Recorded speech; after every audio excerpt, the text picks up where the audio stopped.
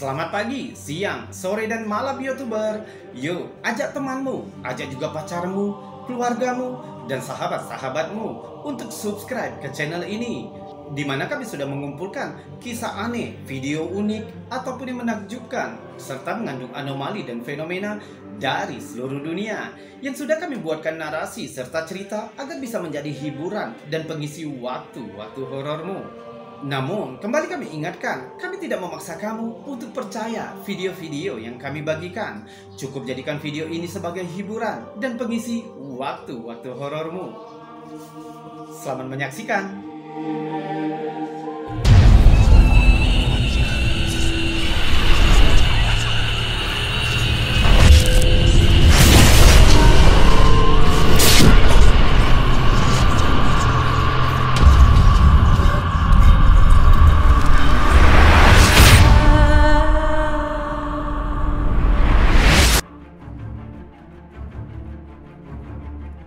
Dulu, pada era tahun 60-an, ada seorang pria asal Chicago, Illinois, Ted Serios, yang memiliki kemampuan sangat luar biasa. Dia bisa memproyeksikan apa yang ada di otaknya menjadi lembaran foto, hanya dengan memandang kamera.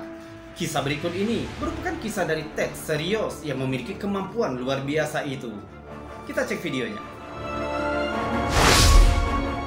Pertengahan 1960-an, seorang pria bernama Ted Serios mengklaim bahwa dia bisa memikirkan sebuah gambar kemudian diproyeksikan ke atas film Polaroid hanya menggunakan kekuatan pikirannya.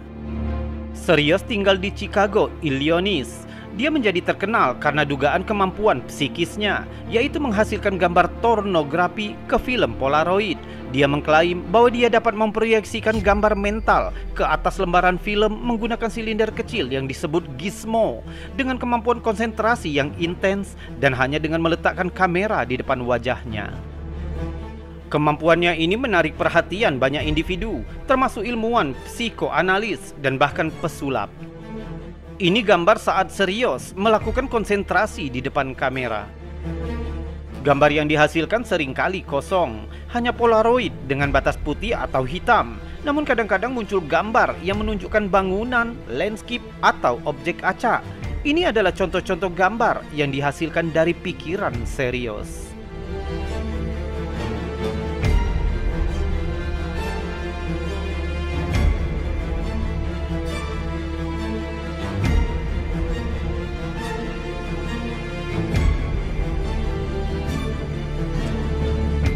Kemampuan Serios ini diselidiki secara ekstensif oleh Dr. Joel Eisenbart, yaitu seorang psikiater dan psikoanalis dari Denver. Eisenbart menghabiskan beberapa tahun mempelajari dan bereksperimen dengan Serios. Dan akhirnya dia menulis sebuah buku tentang temuannya dengan memberi judul buku itu Dunia Ted Serios, tentang pikiran yang luar biasa.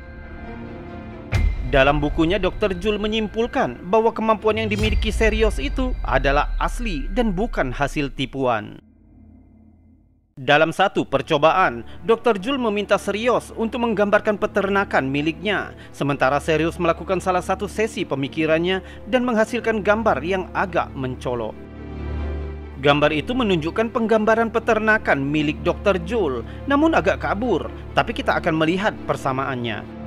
Ini adalah perbandingannya. Di sebelah kiri adalah peternakan milik Dr. Joel, sedangkan gambar di sebelah kanan diduga salah satu dari hasil pemikiran Serios. Gambar yang di sebelah kanan konon diproyeksikan oleh Serios, berisi detail tentang properti yang ada jauh sebelum Serios dan Dr. Joel pernah bertemu. Yang paling menonjol adalah pintu yang terbuka lebar di tingkat bawah gudang Dr. Joel.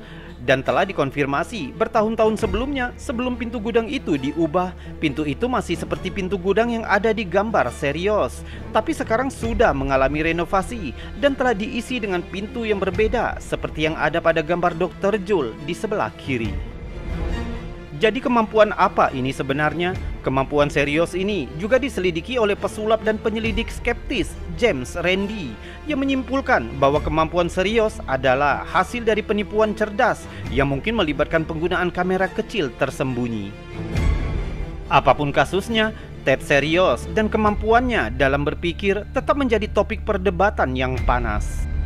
Sementara beberapa orang mempertahankan bahwa dia memang memiliki kemampuan psikis asli, namun yang lain berpendapat bahwa kemampuannya adalah hasil dari penipuan. Meskipun perdebatan terus berlangsung, kasus Ted Serios merupakan salah satu yang paling menarik dan misterius dalam sejarah para psikologi.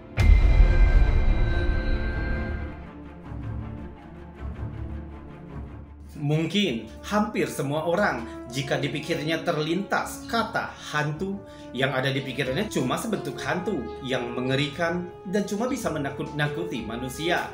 Namun berbeda dengan kisah berikut ini, kisah wanita hantu yang kembali ke rumahnya hanya untuk mengungkapkan apa yang terjadi pada dirinya sebelum kematiannya. Terjadi di kota Greenbrier pada tahun 1897. Bahkan kisah ini dijadikan ikon di kota Greenbrier. Kita simak kisahnya.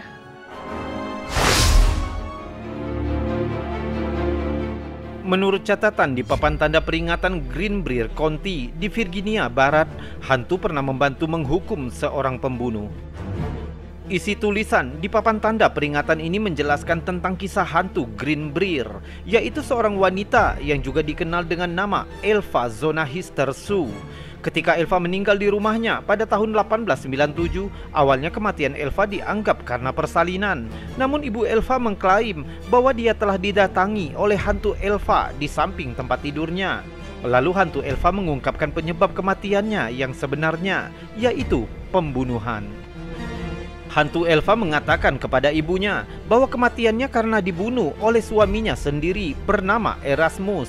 Pertemuan ini cukup meyakinkan ibunya untuk pergi ke jaksa setempat dan membujuknya untuk membuka kembali kasus kematian Elva.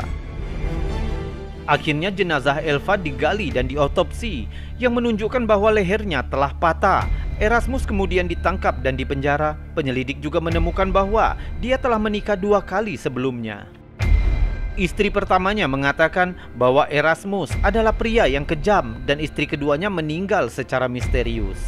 Erasmus akhirnya dinyatakan bersalah atas pembunuhan Elva dan dijatuhi hukuman penjara seumur hidup. Namun dia lolos dari kematian ketika warga yang marah akan menjemputnya dari penjara untuk dihukum gantung. Untungnya warga yang emosi dibubarkan sebelum ada kerusakan yang terjadi. Meskipun ada kekhawatiran dari jaksa penuntut, ibu Elva berbicara dengan jelas tentang hantu putrinya di kursi saksi. Namun tampaknya hal itu memperkuat kasus terhadap Erasmus, karena sebagian besar penduduk kota mempercayai ceritanya, dan papan tanda peringatan ini telah menjadi pengingat kisah itu.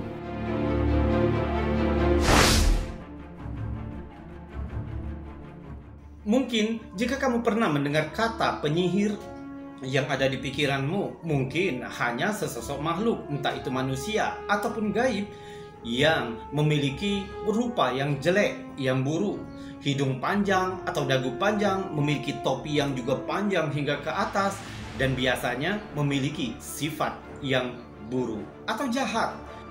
Atau juga kamu mungkin akan mengingat kisah tentang Harry Potter. Tetapi itu hanya fiksi, lain dengan kisah yang satu ini.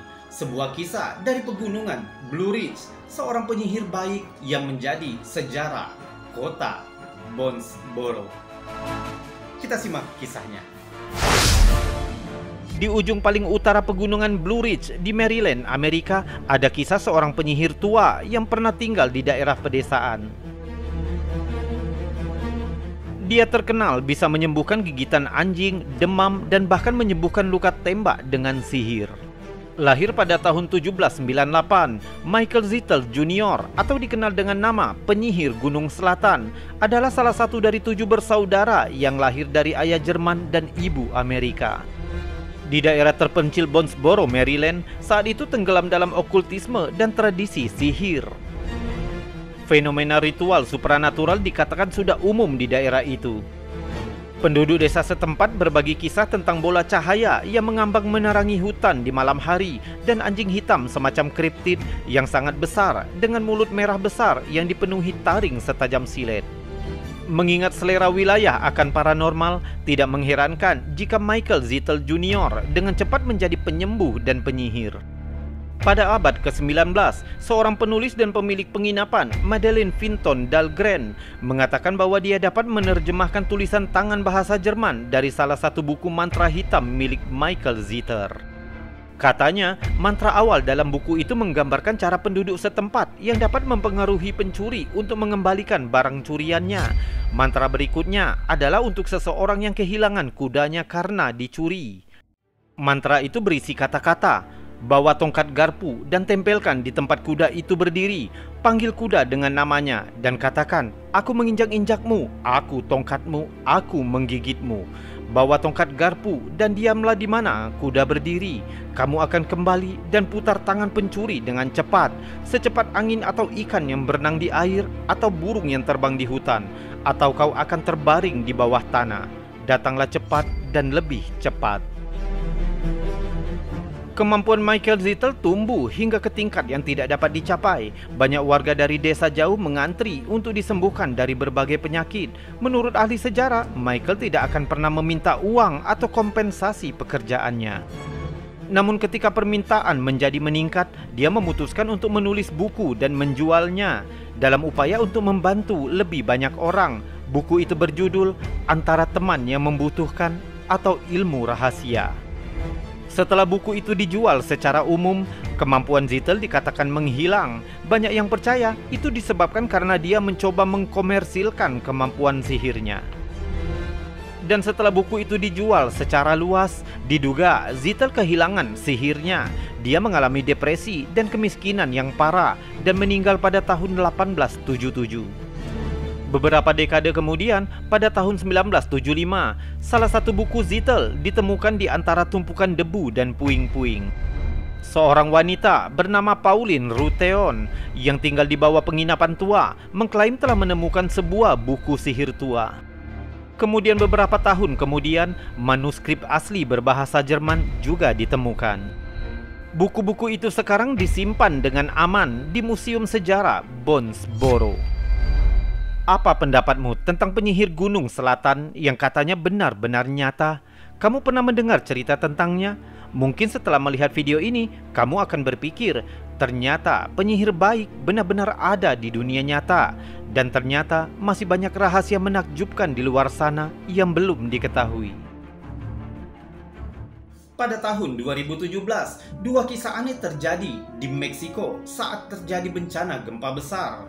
Dua kisah aneh ini telah tercatat sebagai kisah paling aneh yang terjadi di Meksiko di balik bencana gempa bumi. Kita simak dulu kisahnya. Bulan September 2017, gempa mematikan mengguncang kota Meksiko. Gedung-gedung hancur dan membuat petugas penyelamat dengan panik mencari korban yang selamat di reruntuhan. Di sekolah Enrique Rapsimon, tentara dan marinir menggunakan peralatan khusus, termasuk sensor panas dan mikrofon sensitif untuk mencari tanda kehidupan.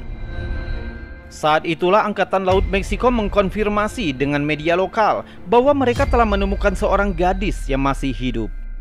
Frida Sofia, seorang gadis kecil yang diketahui selamat dari gempa itu. Dengan berlindung di bawah meja granit, dia terlihat menggoyangkan jari-jarinya di bawah puing-puing, menerima air dan oksigen dari tim penyelamat.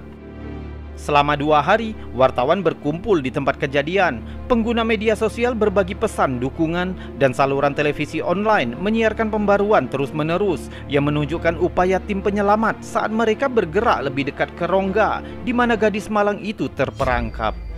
Berita itu tersebar sehingga ribuan orang berkumpul di area itu dengan harapan tim penyelamat dapat menyelamatkan gadis kecil itu.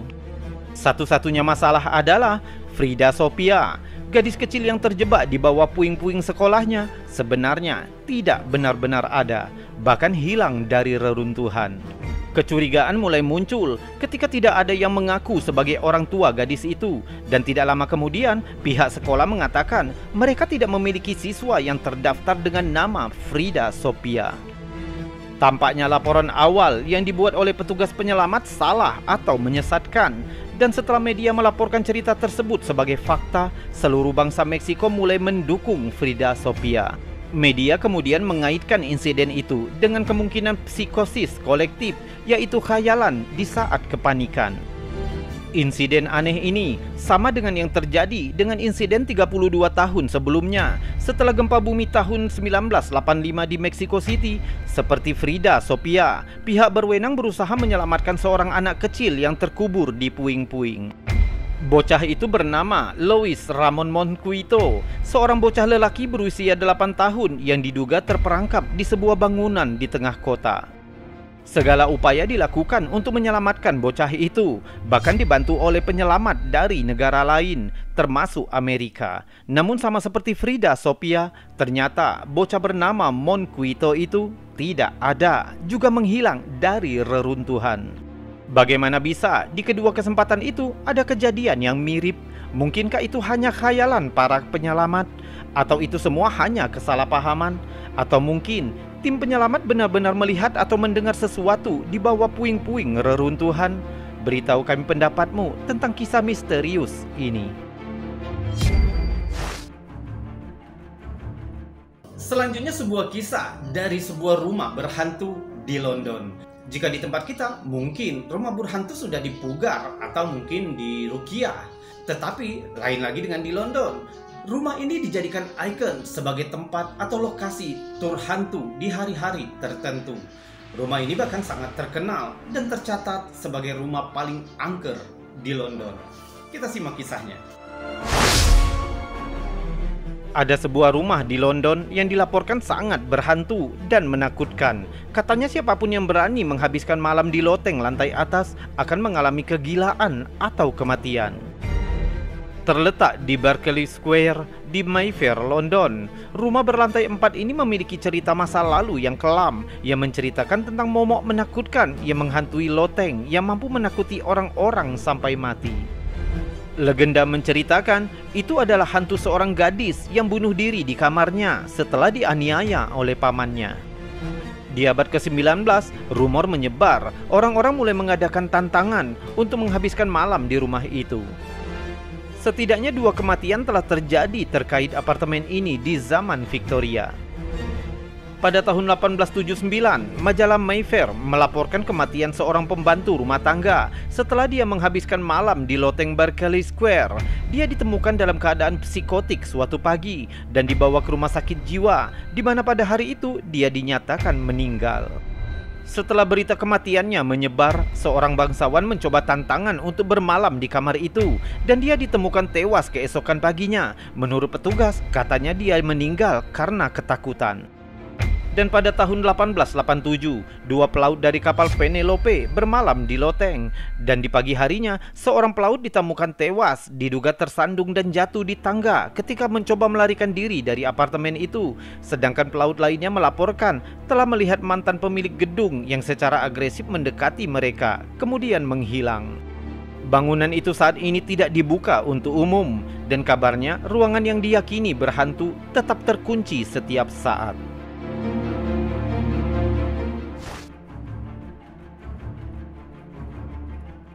YouTuber, itu tadi video-video aneh, unik, menakjubkan, mengandung anomali dan fenomena yang sudah kami kumpulkan untukmu. Sudah kami buatkan narasi, juga cerita, agar bisa menjadi hiburan dan pengisi waktu-waktu horormu. Kita berjumpa lagi di lain kesempatan, dan saya Robi undur diri. Salam anomali.